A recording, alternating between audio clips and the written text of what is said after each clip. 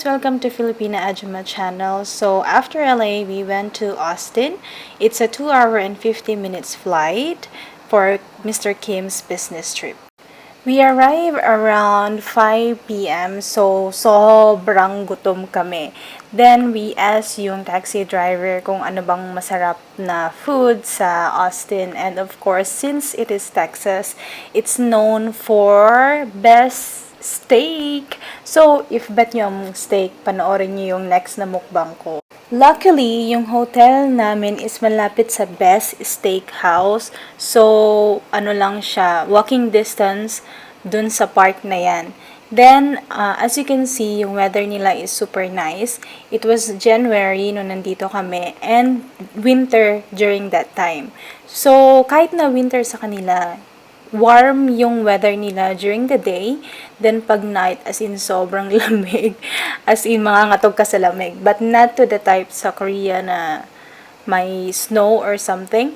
But still, I suggest if you're coming in January, December, or until February, you still have to pack yung mga warm jacket.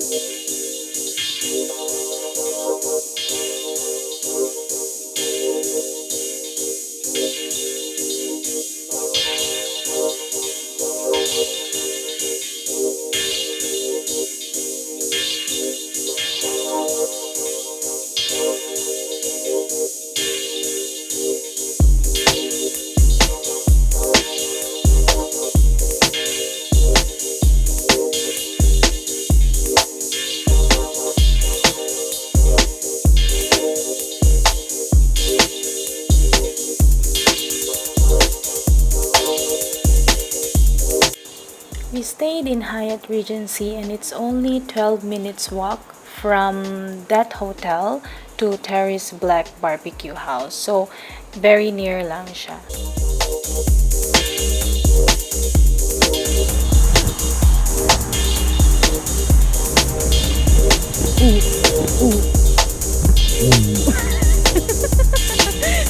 찍었는데.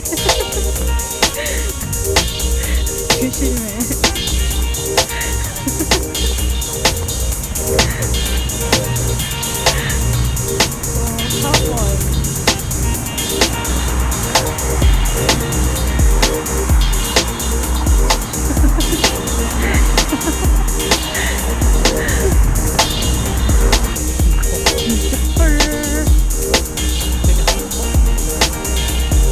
Since it's one of the best steakhouse sa place na yan, grabe yung pila pang blockbuster. So, I suggest na magpunta kayo ahead of time ng pagkain ninyo as talaga maghintay kayo ng around 30 minutes to 1 hour.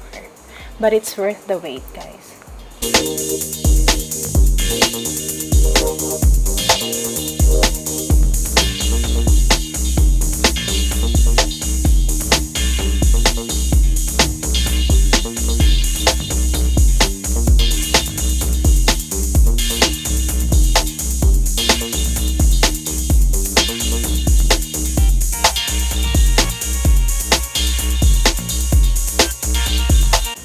So, bumalik na kami sa hotel, nag-freshen up, then nag-rest for a while since may training si Mr. Kim mamaya. Okay, I'm going to the Texas capital of the world. Alone. Time check, it's already 8 o'clock. And 30 minutes para makarating doon sa aking destination.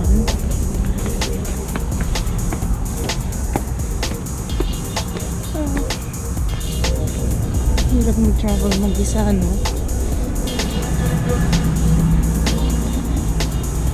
Hindi masaya. So, dito sa Texas, around 8 o'clock ng gabi, ikaw na lang mag-isa naglalakad sa kalye. Kasi lahat may sasakyan. Wala si Mr. Kim ngayon dahil may training.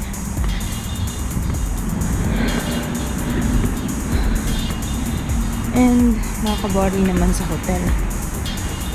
Kaya lakad-lakad muna agad.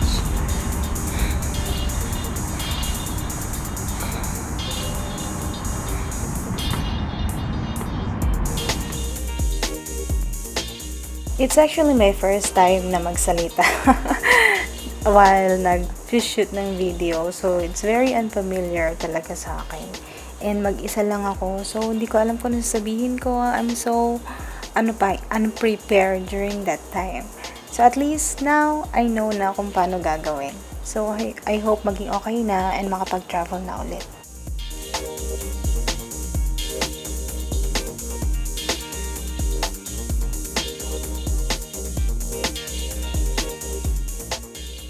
So, one thing na na-observe ko since it's my second time na magpunta sa Amerika, sa province or let's say sa ganitong lugar, hindi talaga masyadong matao unlike sa New York or Los Angeles, yung mga tourist attraction talaga na state sa Amerika as in sobrang tao. So, dito kapag mga 8 PM na nasa bahay na yata yung mga tao kaya tingnan nyo super empty ng street nila. So nakakatakot maglakad mag-isa. Kaya yan, kailangan may video or may proof just in case may mangyari. Praning lang. Okay, I couldn't see any restaurant or convenience store here.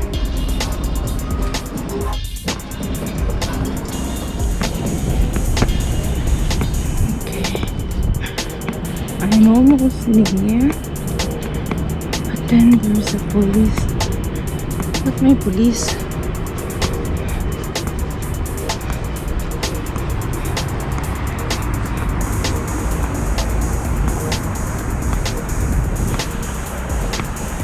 I'm almost into my location. Oh, there's a 7-Eleven there. Hindi si Kuya. Okay.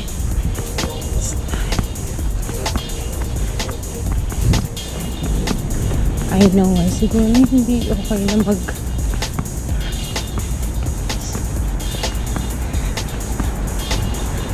may na-violate kaya siya.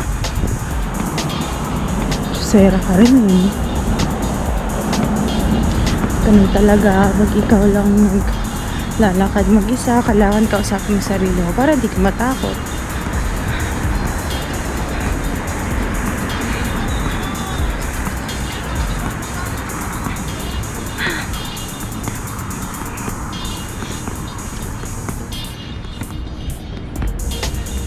I have arrived, but really, walang tao.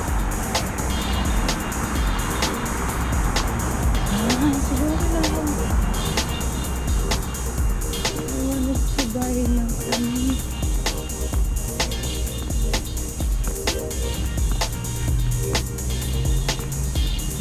Wala. Takot naman dito. As in ako lang isa naglalakad. As you all know guys, hindi safe sa Amerika. So, maraming baril yung iba dyan. Kaya sobrang nakakatakot talaga maglakad mag-isa.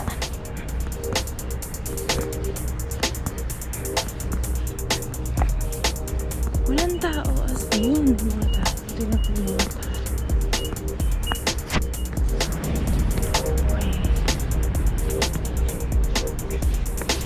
Texas State Capitol.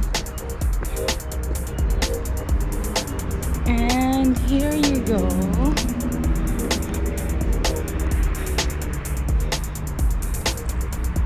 Wow. This is so nice. Kaso wala magpipicture sa akin. Malungkot naman.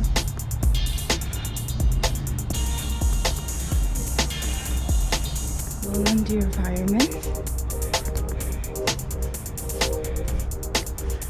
In memory of who? This monument is for the volunteer firefighters who died while in service. There you go.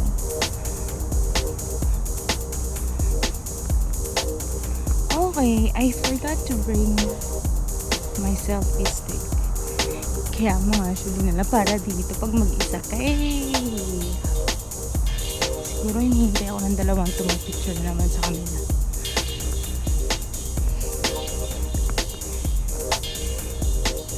In fairness as in kung wala siguro sila ako lang mag-isa nakakatakot. Anyway guys, this Texas state capitol is the Capitol building and seat of government of the American state of Texas. You can actually visit inside pero may given schedule lang siya. So, during the day lang yata until 4:30 p.m. Hindi ako nag-research during that time. So, yun, sayang, di ko siya napasok. Pero I'm sure maganda yung interior niya. Okay, so really better to come here at night. No, morning. Don't tell me balik ka dito bukas na umaga. Ay lang. Wala naman kasi mapuntahan eh. So, this is very huge.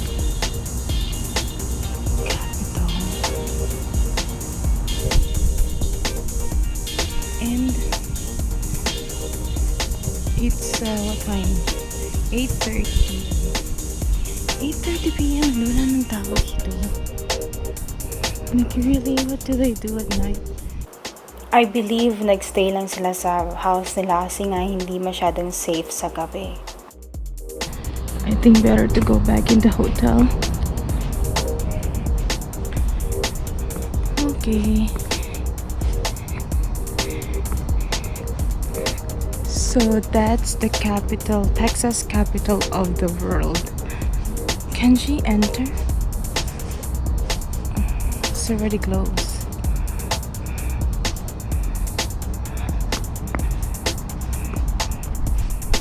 Okay, bye guys. I have to go back to hotel. It's already 8:30 and I think wala naman masyadong magandang puntahan.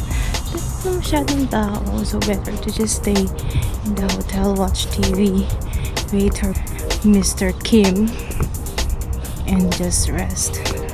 Okay, bye. Since we stayed here for like 4 days and 3 nights and wala akong magawa dahil kailangan mag-training ni Mr. Kim, lakad-lakad muna ng konti. So, ito yung park na pinuntahan natin kahapon. Hinaitan nyo kahapon while naghahanap kami ng steakhouse. So, maglibot-libot muna tayo dito habang naghihintay dun sa maayos ang hotel kasi every morning kailangan malinis yan. Anyway, itong tree na to guys is a tree of remembrance para sa mga homeless. So, may kita nyo dyan, may mga, ano bang tawag dyan, may mga ganyan sila. So, dinidikit nila dyan, ilalagay nila yung mga card or names nila dyan to remember yung mga family nila na homeless.